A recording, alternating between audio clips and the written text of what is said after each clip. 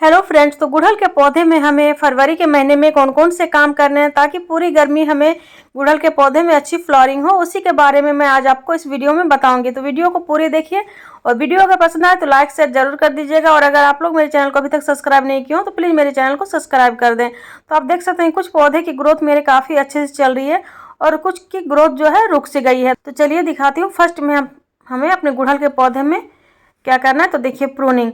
तो अभी आप फ्रेंड्स लाइट प्रूनिंग या डीप प्रूनिंग दोनों में से कुछ भी कर सकते हैं। तो मैं इस पौधे को ड्रिप प्रूनिंग कर दे रही हूँ, अच्छे से कटिंग कर दूंगी। तो क्योंकि इसकी पौधे की ग्रोथ जो है काफ़ी लेगी लेगी सी हो रही है और मुझे लंबी लंबी ज़्यादा ब्रांच पसंद नहीं है, तो आप इस तरीके से डीप प्रूनिंग भी कर सकते हैं। तो लाइट प्रूनिंग का क्या होता है फ्रेंड्स, तो आप थोड़ी थोड़ी ऊपर की जो डाली होती है उन्हें आप कट कर दीजिए, तो लाइट प्रूनिंग। और अभी अगर आप पौधे की अच्छे से कटिंग कर देते हैं तो वो हो गए डीप प्रूनिंग। तो इस तरीके से देखिए मैं अच्छे से कटिंग कर दे रही हूँ क्योंकि नई ग्रोथ जो निकल के आएगी काफ़ी अच्छे से आएगी। तो अगर आपके पौधे छोटे हैं तो आप लाइट प्रूनिंग कर सकते हैं। तो मैं इस पौधे को पूरी डीप प्रूनिंग कर दी हूँ ताकि बहुत ही अच्छे घने और बुस्सी पौधे मेरे हों। उसके बाद अगर आपके पौधे छोटे हैं तो आप प्रूनिंग नहीं करना है। देखिए जैसे इस पौधे को मैं प्रून नहीं करूंगी क्योंकि इसके देखिए नई ग्रोथ निकल के काफ़ी अच्छे से आई है साइड से। इस पौधे में पहले एक ही टहनी थी, मैं आपको दिखा देती हूँ। ये जो नीचे सकर्स निकलते हैं छोटे छोटे, उनको आपको हटा देनी है ताकि ऊपर की जो ग्रोथ है काफ़ी अच्छे से हो पाएगी और नीचे जो इसकी मिट्टी है उसमें धूप और हवा अच्छे से पहुँच पाएगी। देखिए यहाँ जो ये वाला कटिंग आपको दिख रही है, बस इतनी ही मेरे पौधे थी, तो इसकी ग्रोथ बिल्कुल ही रुक सी गई है। तो क्या कारण है मैं उसे आपको दिखा देती हूँ। तो पहले मैं इसको कट करके हटा लेती हूँ ताकि और साइड ब्रांच जो निकलेंगे उसकी ग्रोथ अच्छे से हो पाएगी। तो देखिए इस तरीके से कट करके मैं इसको निकाल दी हूँ। उसकी बिल्कुल ही ग्रोथ रुक सी गई है और इसका भी रीज़न है, मैं आगे आपको दिखाऊंगी। देखिए कैसे छोटे छोटे ब्रांच निकल रहे हैं और ये काफ़ी दिनों से निकले हैं, लेकिन इसकी जो ग्रोथ है बिल्कुल ही रुक सी गई है।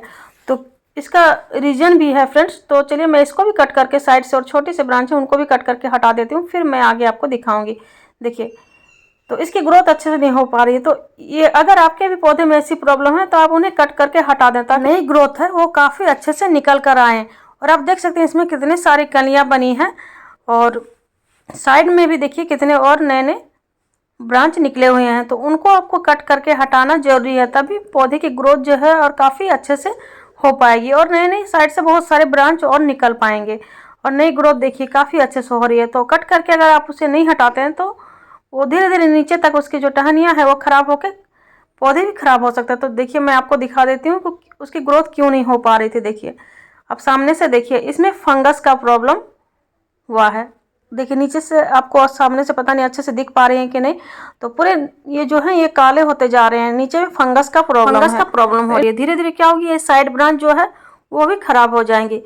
जैसे इसकी जो फंगस का प्रॉब्लम है वो धीरे धीरे नीचे होते जाएंगे। तो देखिए किस तरीके से ये नीचे काले होल बने हुए हैं और इसकी ग्रोथ आप देखिए बिल्कुल ही रुक गई थी। तो मैं भी सोचूं बीच का ग्रोथ इतने क्यों कम हो रही है, साइड ब्रांच तो बहुत ही अच्छे से हेल्दी से निकल आ रहे हैं।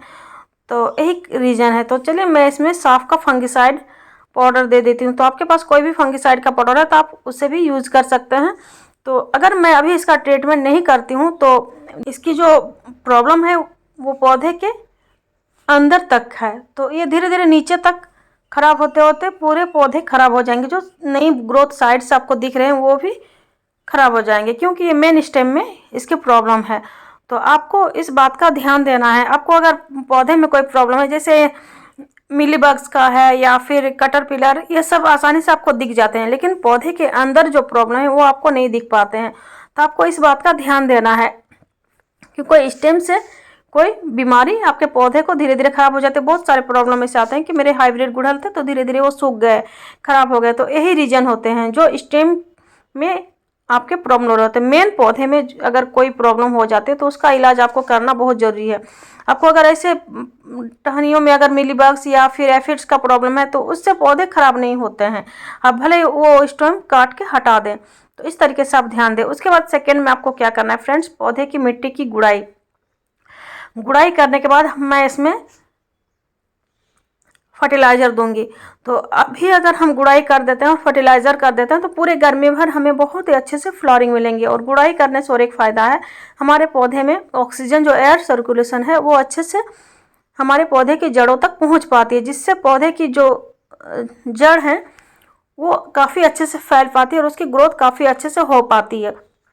तो पौधे की ग्रोथ काफ़ी अच्छे से, अगर जड़ मजबूत होंगे तो पौधे की ग्रोथ काफ़ी अच्छे से होंगे और उसमें बहुत ही अच्छे कलियाँ, फ्लावरिंग सभी होंगे। तो चलिए मैं इसमें कौन सा कंपोस्ट मिलाऊंगी। तो देखिए ये है फ्रेंड्स किचन वेस्ट कंपोस्ट, जो कि हमारे गुड़हल के पौधे के लिए सबसे बेस्ट है। तो अगर आपके पास किचन वेस्ट कंपोस्ट नहीं है तो आप यहाँ पर वर्मी कंपोस्ट या गोबर की खाद भी डाल सकते हैं। तो देखिए इस तरीके से मैं एक यहाँ पर पौधे के तीनों साइड छोटे छोटे होल बना के मैं इसमें किचन वेस्ट कंपोस्ट दे दूंगी। किचन वेस्ट कंपोस्ट में नाइट्रोजन, फास्फोरस, पोटेशियम सभी बहुत ही अच्छे में मात्रा में पाए जाते हैं। काफ़ी अच्छे न्यूट्रिशंस मिलते हैं हमारे किचन वेस्ट कंपोस्ट में। मैं गुड़हल के पौधे में फ्रेंड्स सबसे ज़्यादा गोबर की खाद हो या वर्मी कंपोस्ट, सबसे ज़्यादा मुझे फ़ायदा किचन वेस्ट कंपोस्ट में दिखती है।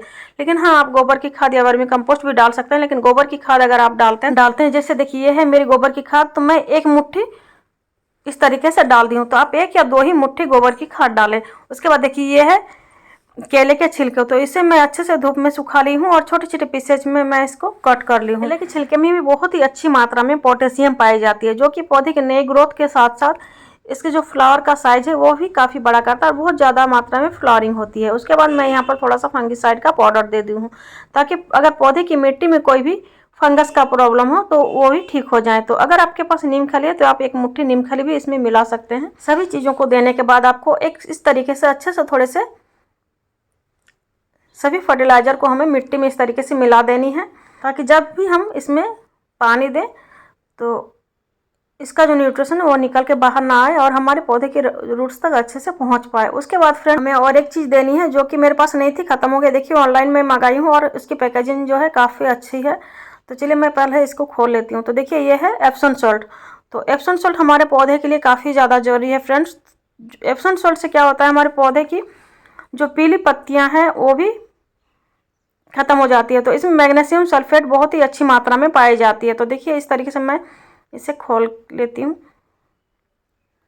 तो इसे आप ऑनलाइन बाय कर सकते हैं। तो 150 मुझे ये पड़ा, 1 kg का है।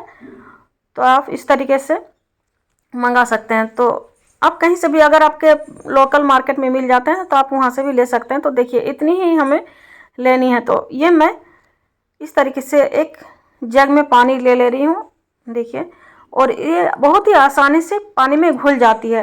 तो आपको इस तरीके से 1/2 टेबल स्पून एप्सम सॉल्ट लेनी है। तो एप्सम सॉल्ट से जो पौधे की नई ग्रोथ है वो काफ़ी अच्छे से निकल के आती है। उसके बाद आप इसका यूज़ कर सकते हैं जब आप कोई भी सीडलिंग लगाते हैं या फिर नए पौधे को रिपोर्ट करते हैं, तो इससे जो पौधे को जो शॉक का प्रॉब्लम होता है वो नहीं होता है। तो आप उसके बाद इस तरीके से घोल के पौधे के मिट्टी में भी दे सकते हैं या फिर इससे आप स्प्रे भी कर सकते हैं। आप महीने में 1 बार इसका स्प्रे कीजिए पौधे में, तो जो पौधे की जो ग्रीनरी है वो काफ़ी अच्छे से निकल के आती है और नई ग्रोथ काफ़ी अच्छे से हो पाती है। या फिर जो पत्तियां पीली पड़ती है उसका प्रॉब्लम भी नहीं होता है। पौधे की मिट्टी में जब मैग्नीशियम सल्फेट की कमी होती है तो ही पौधे की जो पत्तियाँ पीली होकर गिरती है, उसका प्रॉब्लम आपको बिल्कुल ही देखने को नहीं मिलेगी। तो देखिए इस तरीके से मैं महीने में 1 बार इसका स्प्रे अपने पौधे में कर देती हूँ। तो इसका जो रिजल्ट है वो काफ़ी अच्छे से निकल के आता है। तो आप महीने में 1 बार सभी पौधे में इसका स्प्रे कर दीजिए, तो आपको पौधे में पीली पत्तियों का प्रॉब्लम देखने को नहीं मिलेगी और पौधे की जो ग्रोथ है वो काफ़ी अच्छे से निकल के आएगी। तो देखिए मेरे ऐसे बहुत सारे पौधे हैं जिनकी ग्रोथ अभी रुक से गई है, तो उन सभी को मैं अभी प्रून कर लूँगी। तो सेम वही तरीका मैं अपनाऊँगी और जो भी पीली पत्तियाँ हैं वो आपको दिखने को मिल रही है, क्योंकि जो विंटर में थोड़ा सा प्रॉब्लम दिखता है फ्रेंड्स, तो सभी पौधे की ग्रोथ जो है अभी काफ़ी अच्छे से निकल के आएगी। तो अगर अभी आप कुछ ये सब उपाय कर लेते हैं तो आपके पौधे की ग्रोथ भी काफ़ी अच्छे से स्टार्ट हो जाएगी। तो चलिए आज का वीडियो मैं यहीं पर ख़त्म करती हूँ। अगर आप लोगों को मेरा वीडियो पसंद आए तो लाइक शेयर जरूर कर दीजिएगा, और अगर आप लोग मेरे चैनल को अभी तक सब्सक्राइब नहीं किए हो तो प्लीज़ मेरे चैनल को सब्सक्राइब भी कर दें। तो बाय फ्रेंड, फिर मिलती हूँ नेक्स्ट वीडियो में नेक्स्ट टॉपिक के साथ। तब तक के लिए हैप्पी गार्डनिंग।